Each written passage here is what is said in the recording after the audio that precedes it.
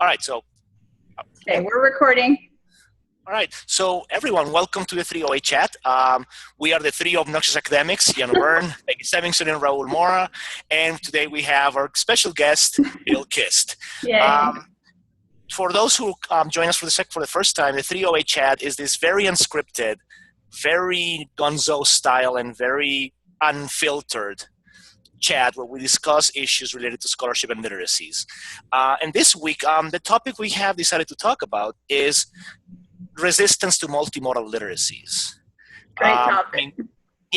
Despite the fact that we believe in this, there is still a sense of resistance or fear or even reticence to embracing multimodality and multimodal literacies in literature and in language arts. So I would like to start the conversation saying, well, why do you think this happens? Why does it happen? Yeah. I'll jump on that one first. I think part of our challenge is that we privilege certain forms of text in our classroom, mainly because it's easier. So I'm teaching, last week I started up my language and literacy class, and it's one of the first literacy classes students take in our program. And, I said, this is language, this is communication, and communication is primarily reading and writing, and it's primarily oral, and I said, that's straight out of the book. Please understand, I don't agree with any of that, but that's what we're supposed to say, or that's what I'm supposed to say here, but I don't agree with that. To me, there's multiple modes. There's bodily kinesthetic, there's, all sorts of signs and symbols and things in the classroom. But for the most part, in our classrooms, we always revert back to just reading and writing, speaking and listening. Mm-hmm. It just makes it easier.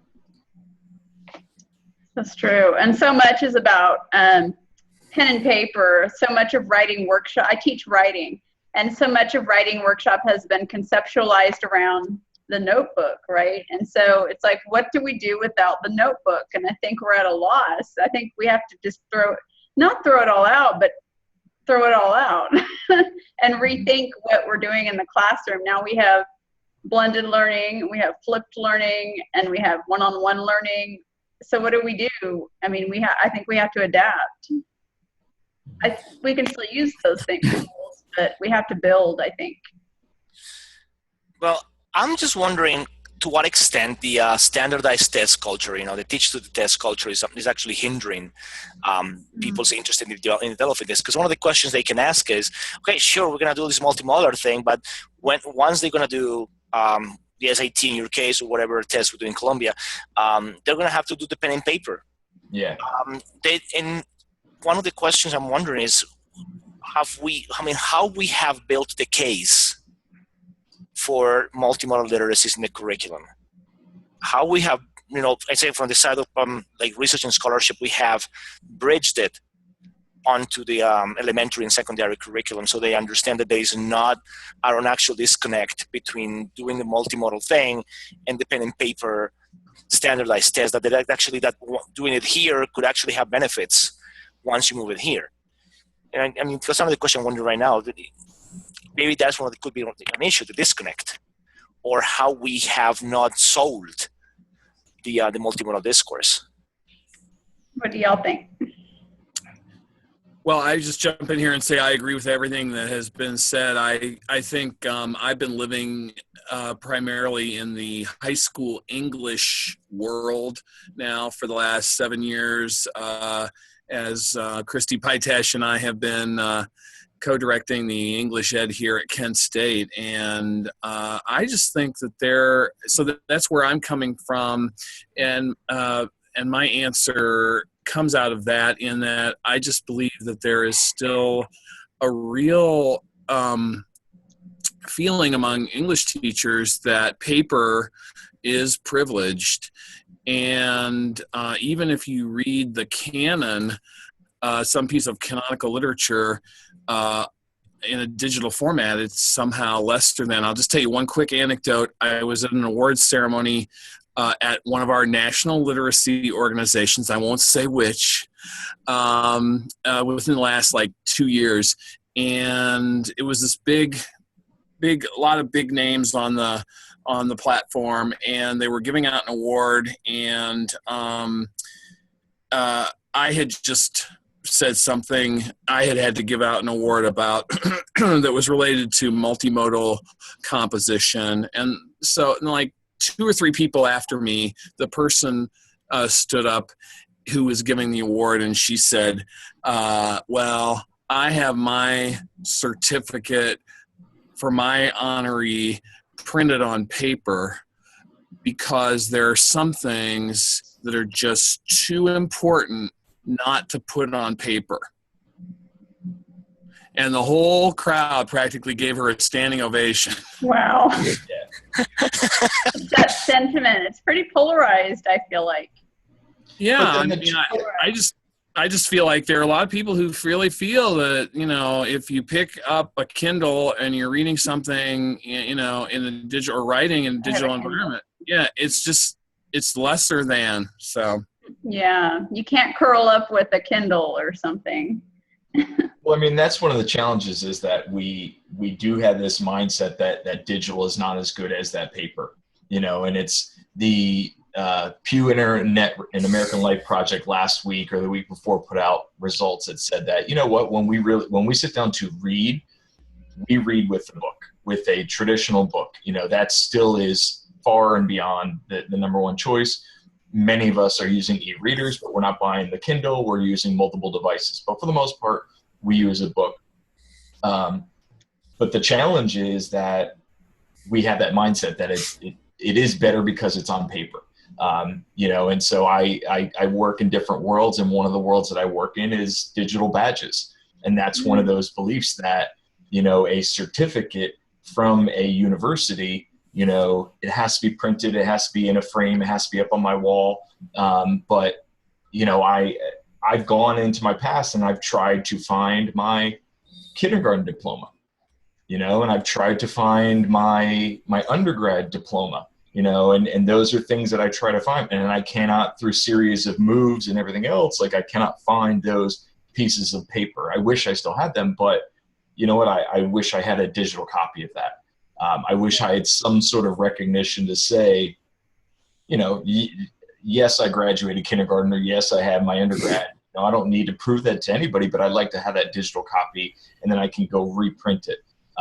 We do have this belief that, it's more important, it's more believable if it's on paper, but we know how transitory life can get and how these little vestiges of paper and ink and stuff like that can disappear.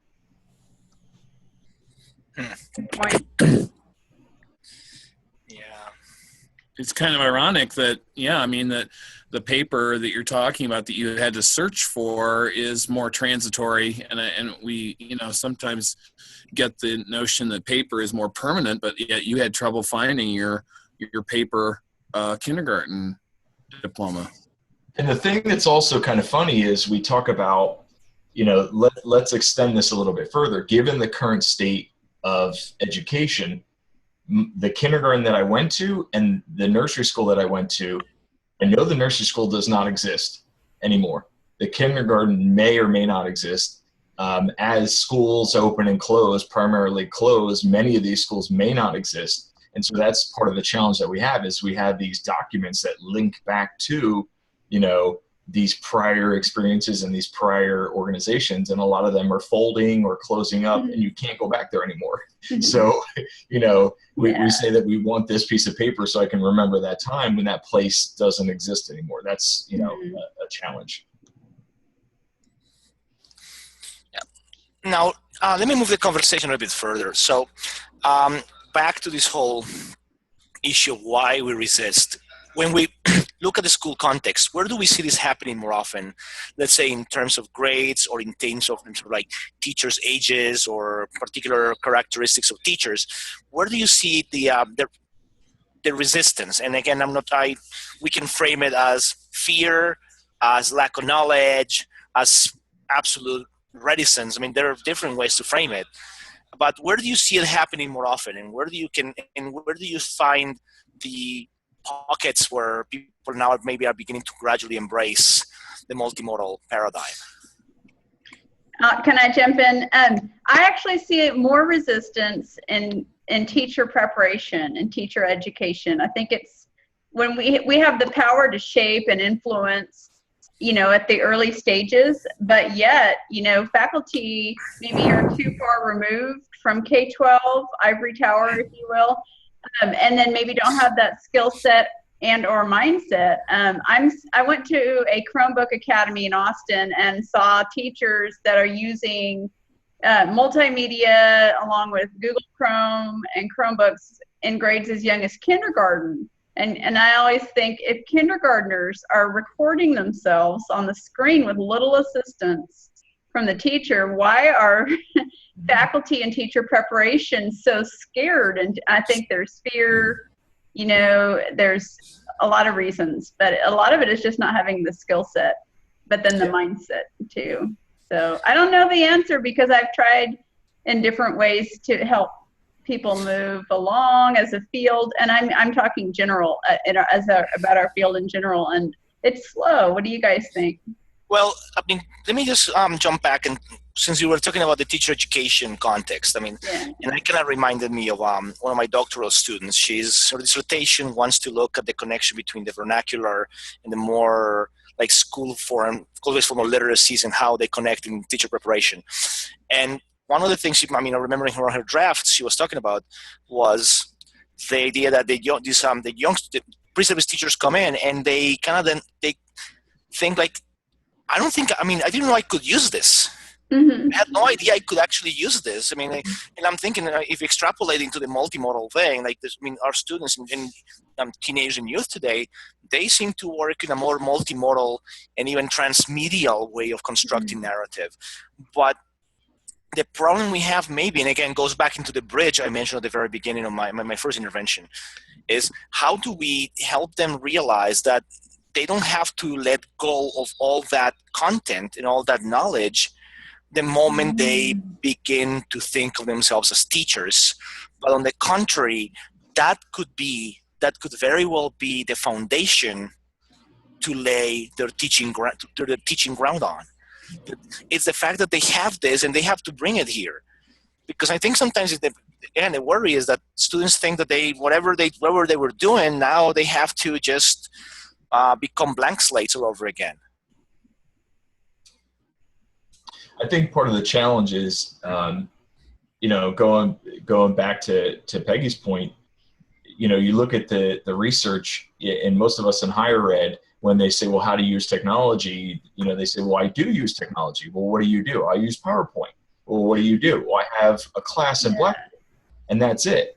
So once we get something in the Blackboard, and if we have PowerPoint, it's like, hey, I use technology. And like in my book, that's not it. And there's a certain comfort level. And so you sit in classes and there's certain expectations for the way that students do school. Students have those expectations for how they're supposed to do school. They're supposed to show up. They sit there and listen to you lecture, and then they just sit there and nod appropriately at different points of time. When you look at them, they nod and say, yes, I'm paying attention. And a lot of faculty have expectations for how they do school.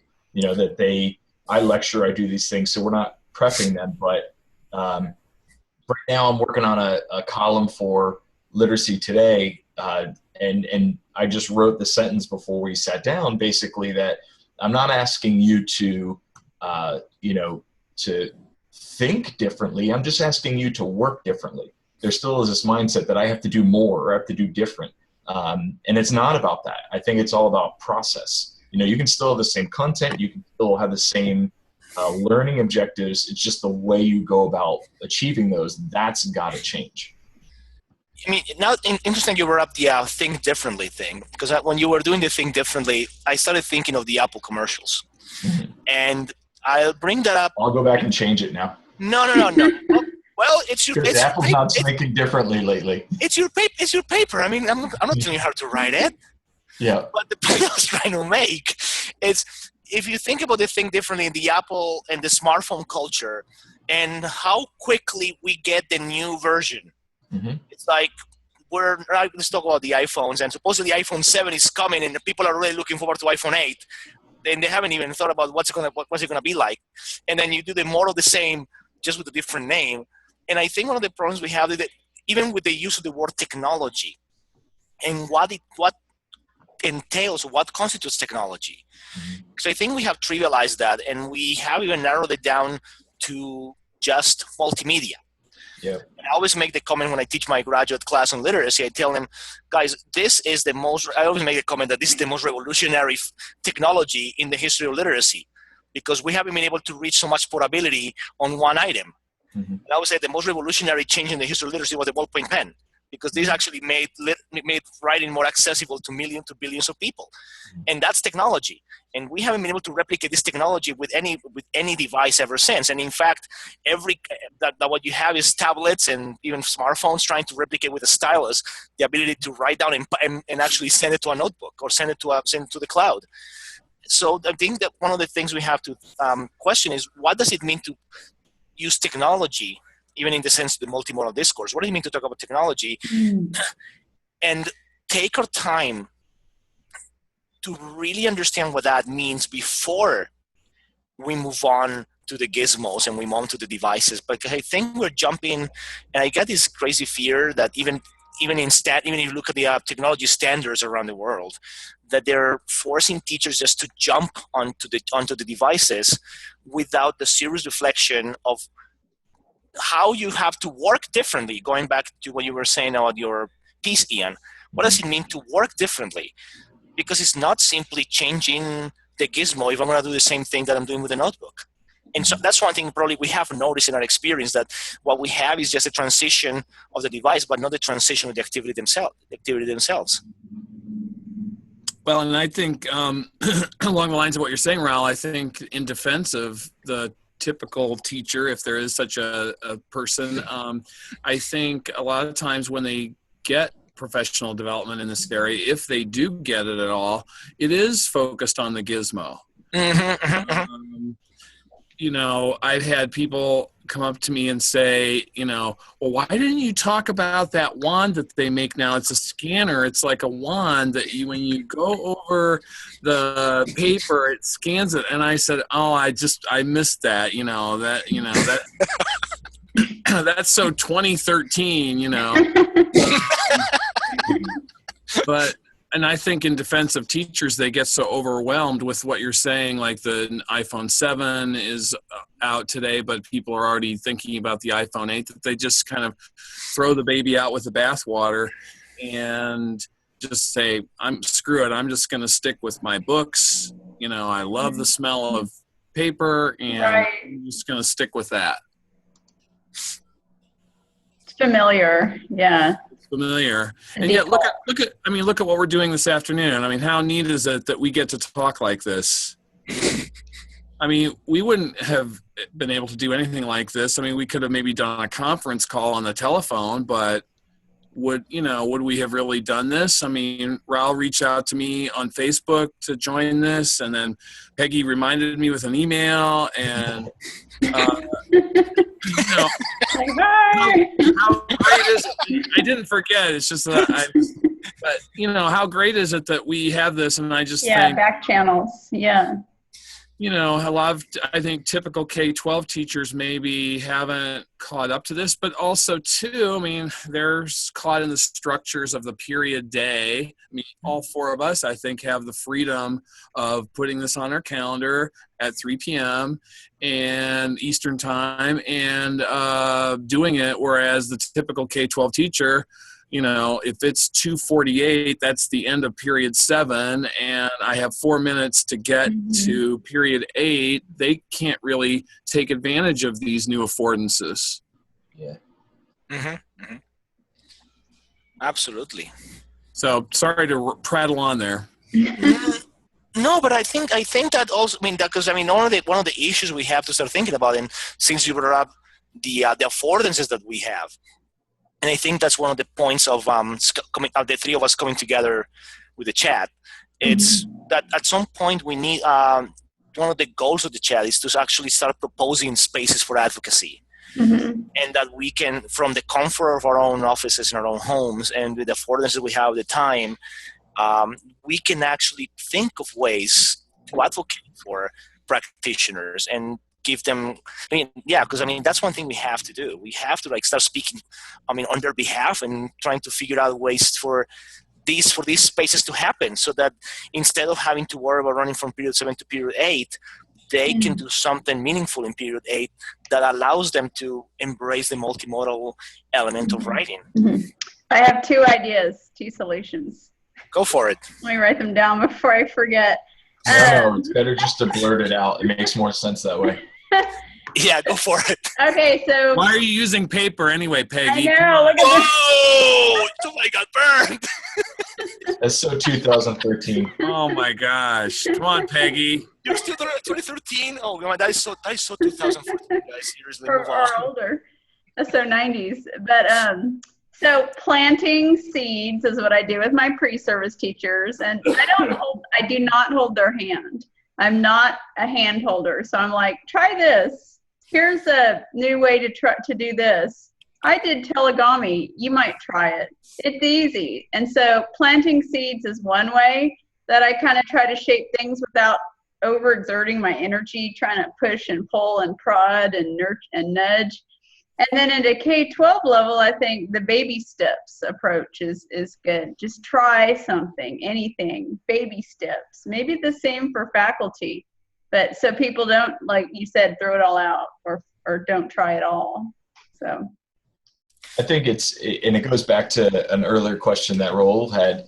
It's, have we done everything that we can to make this approachable? And I think that for the most part, we have not. I think that's part of the challenge. There is a certain amount of fear factor for people. Technology changes so quickly. A lot of people just don't get it. We could do a better job. There's a lot of us that are out there building and breaking and trying new things, but then we have to go back and say, okay, I've been out there and this is what I figured out, and make it approachable, make it fun, make it simple. Build in all the things that we know about learning, build in play, have low expectations for as you get started, and also have low opportunities for failure. And if they do fail, have them learn. So it's going into class and saying, hey, here's a new tool. I want you to create something. The other night in class, I said, go out into downtown Charleston. Here's the Vine app. I want you to leave class for a half hour. Go take Vine videos or pictures of what text looks like to you, and come back in a half an hour, and we're going to embed that in a post. And they were like, well, I don't know how to do it. I said, well, there's 20 of you out there. Block up together and figure out how to do it. If you totally mess it up and you can't figure it out, don't really care.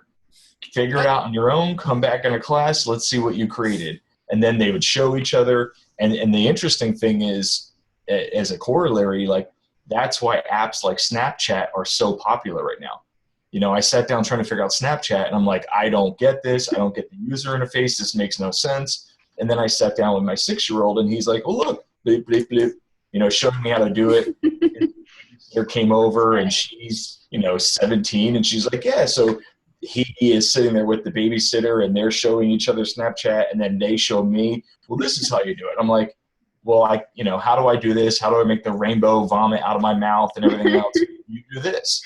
And it's that, it's the community, it's the connections, it's one person, showing somebody else. It's that strategy exchange that we used to look at back in the Orca project. It's basically sharing knowledge and partnership in learning. And it's also, to jump in, if you remember, Peggy, that when we had that webinar a couple of weeks ago. Yeah, my class. Yeah, and one of the things, because I think I see one common pattern here, it's the idea of embracing the learning curve that I talked in that, and I always talk about that when I teach multimodality with my students. My assignments have a learning curve, and it's by default. Meaning, I know they're going to struggle putting together the video. I know they're going to struggle working with the video editing. They're going to struggle recording because it's going to happen that they're trying to record. And the minute they're about to finish, somebody, at least in Colombia, it happens very often. You may be recording, and then you hear somebody on the street yelling, "Ice cream, ice cream, ice cream!" And there goes your recording. Your recording has completely gone awry. And I tell them, well, if you want to be working with your students and you want to get them into this, you need to embrace the fact that you need to struggle a little bit. And what better place to struggle than the pre-service education program, where it's still a safe environment. But I see a particular pattern. It's when you're gonna, we got to get people lose the fear of the learning curve that comes with it. I love the story with saying about Snapchat, because now I'm really, it's making me wonder whether or not I should. Now I realize I need to take Snapchat and Vine for a spin, because I actually mentioned that in one of my classes too. Now I need to take it for a spin to see how it works and see if I can integrate my research. And probably I'm going to struggle mightily at the very beginning, but I think it's important to let teachers know it's okay if you struggle at first, but consider the struggle part of learning. And then by the time, and hopefully, at least in the context of our pre-service programs, by the time they get out of here, they'll have a little more of comfort using these devices, that they can actually translate it into practice. So with Snapchat, two things. One, I've been trying to figure out Snapchat for a while, and I sat down at the end of last year and I said, you know what I'm going to do? I like the fact that it automatically disappears, because I want to share bits of video and announcements for classes that automatically disappear. Because I don't want to give a weekly, hey, this is what we're doing in class on YouTube, and then I have this video, then I have hundreds of videos about nothing. And I love the fact that it disappears automatically. So I was going to do that. I went to my classes and said, do you think this is a good idea? I pretty much got a mixed, if not negative, response from my students. They're like, no, we don't want to have to join just to learn that. And I said, okay. So then over the summer, playing with my son, one of the things I realized is part of this should be me just playing with Snapchat. Like, if I want to do it, there should be absolutely no reason for what I'm trying to create. I should just go create, and it should be, there's my requisite dog walking video, here's my feet video, here's, my kid playing video. I should just go and just play and expand my mind, expand my horizons, just the same way that I would get a canvas out and just put some paint up on it and walk around every couple of days and be like, oh, that reminds me of something else, and paint something different. But there should be absolutely no reason for what I'm sharing. It should just be almost like a chronicle of things that are occurring in my life and me just being creative. Interesting. It's like we're the emergent learners now. Well, in some ways. Yeah. It's almost like, do any of you journal or write every morning? It's basically, some of us will write 300 or 500 words a day or daily journal, and you basically write to write. And it doesn't really matter, and you don't care what you write about, you just create. So that's what I think I'd have to do with Snapchat, is just create and not really care about what I create. They'll be good and they'll be bad, and it doesn't really matter. Well, also what you're saying, reminds me of some of the, I think, conversations we had a little bit about Twitter with the Walk My World project. And Twitter is another example, talk about something that's so 2013 or 2011, that, I know I've really had to just seems like pull teeth to get students to create a Twitter account. Yeah.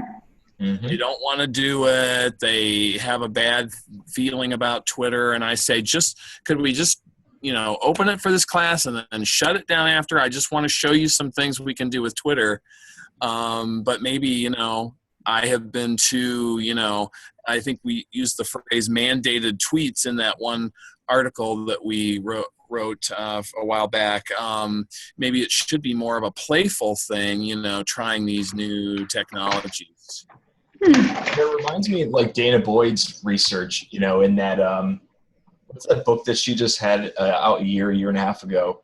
It's complicated, and part of the thing was that for the most part, I have it right here on my shelf.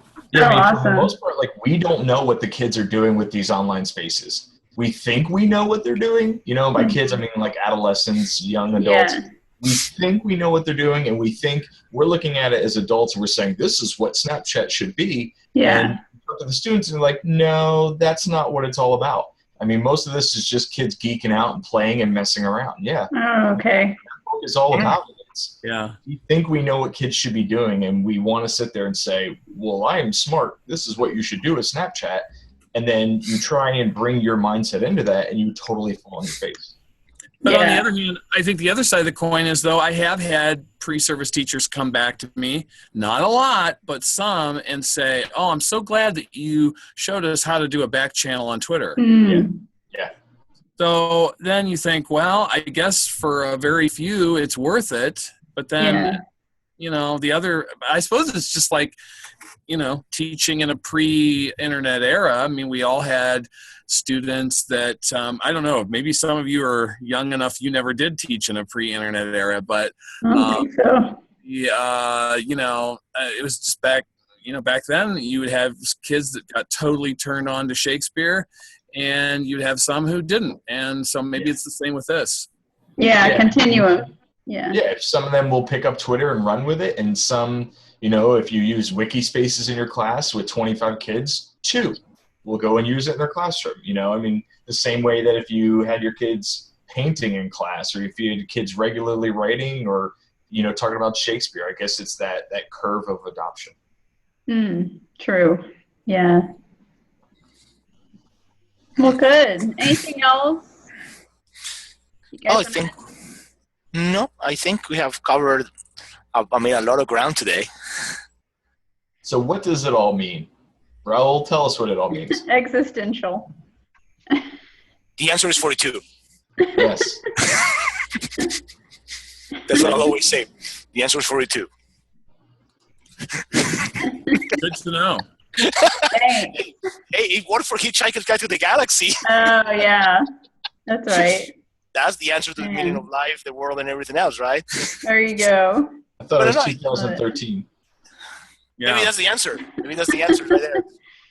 We have to go back to 2013 and figure it out. I think no, but the way I see it, I think what's important is to help teachers lose fear of the multimodal discourse, because I mean, as you said, and as Bill and Ian were saying, if they want to embrace it, or they choose not to embrace it, then it should be the outcome of a conscious decision, a knowledgeable and informed decision, and not simply based on hearsay, based on their initial fears, based on stereotypes or preconceived notions of what the text looks like. So yeah, maybe the challenge is not for us to convert everyone to multimodality or multimodal literacies, but to give them enough tools to make a wise decision that really, when they say, no, I want to go into the pen and pencil and stay, and pen and paper and stay there, they do it as a conscious action, and not simply because they're uninformed or they're afraid or they're scared. But no, they say, well, no, I can't do this, but I don't want to. And I think if we can get them to the point where they say, I can do this, I know the potential, but I would rather do this. Give it a chance first. Yeah, exactly. Give them the chance to try it out, to understand it. I mean, it's kind of like, you know, I mean, my dad always, when I refused to eat something, he would say, like, have you tried it? And I said, no, I haven't tried it. I haven't tasted it. Then how do you know you don't like it? My dad always did that when I was a child. Like, I don't like onions. Like, have you had onions before? Like, no, I haven't. And then how do you know? And I think, how do you know? I think this is a challenge as teacher educators, is give them the tools so they know. And then if they choose later not to do this, or they choose to go into Snapchat or use Twitter or create websites or create blogs or wikis, it's not the result of pressure or the result of the buzzword or the result of the fad or because it's trending, but it's because it's something that really fits their classroom reality. And the language arts classroom requires them to go old school, and sometimes we have to go, even all of us who are into this whole technological frenzy. Occasionally we need to go old school, even when we write our papers. So there's nothing wrong. I mean, there's nothing wrong with going old school from time to time, and there's nothing wrong with doing the techie stuff every so often. But I think what we do is, when we choose to go in one road or the other, we do it with plenty of information available to make the best decision at that particular time. And I think that's our challenge, to give students all the information, all the evidence, so when they go into the classrooms and they make the choice, they make a choice that's informed, it's conscious, it's very well thought out for the benefit of the students. Good points. Well said. I'll summarize. I'll pull out all the golden nuggets of wisdom in the comment and, in the little thing below the video. So from my old school notes. All righty, sounds good. And then as soon as it's ready, I'll go and work it and put it back on the blog, on our website. For everybody to keep track of the archive. Yeah, for the ones who want to keep track of the 308 chat, we will have an archive on the LSLP website, literacysneltoproject.org. You look for this hashtag 308 chat, and you can see every episode. So let's thank Bill. Bill, thanks for joining us as a mystery guest. Thank you for inviting me. I hope I was obnoxious enough. Yes, you were.